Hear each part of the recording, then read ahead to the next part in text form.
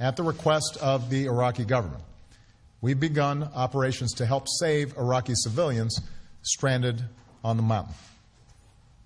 As ISIL has marched across Iraq, it has waged a ruthless campaign against innocent Iraqis. And these terrorists have been especially barbaric towards religious minorities, including Christian and Yazidis, a small and ancient religious sect. Countless Iraqis have been displaced, and chilling reports describe ISIL militants rounding up families, conducting mass executions, and enslaving Yazidi women. In recent days, Yazidi women, men, and children from the area of Sinjar have fled for their lives. And thousands, perhaps tens of thousands, are now hiding high up on the mountain with little but the clothes on their backs.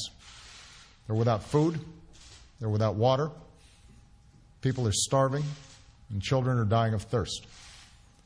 Meanwhile, ISIL forces below have called for the systematic destruction of the entire Yazidi people, which would constitute genocide. So these innocent families are faced with a horrible choice: descend the mountain and be slaughtered, or stay and slowly die of thirst and hunger. Now, I've said before, the United States cannot and should not intervene every time there's a crisis in the world. So let me be clear about why we must act, and act now. When we face a situation like we do on that mountain, with innocent people facing the prospect of violence on a horrific scale, when we have a mandate to help, in this case a request from the Iraqi government, and when we have the unique capabilities to help avert a massacre, then I believe the United States of America cannot turn a blind eye. We can act carefully and responsibly to prevent a potential act of genocide. That's what we're doing on that mountain. I've therefore authorized targeted airstrikes, if necessary, to help forces in Iraq as they fight to break the siege of Mount Sinjar and protect the civilians trapped there.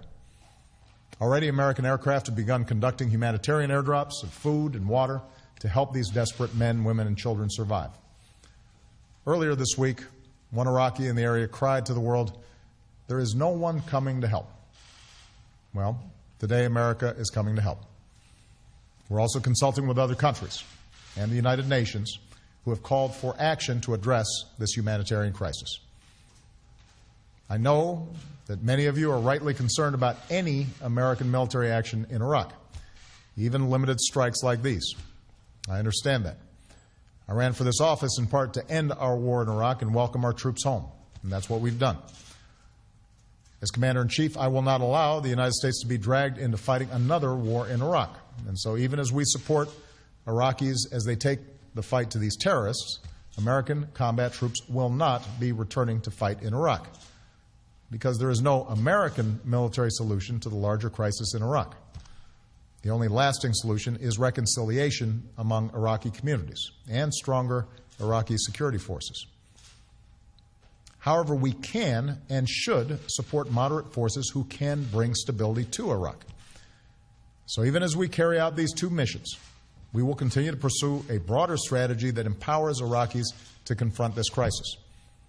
Iraqi leaders need to come together and forge a new government that represents the legitimate interests of all Iraqis, and that can fight back against the threats like ISIL.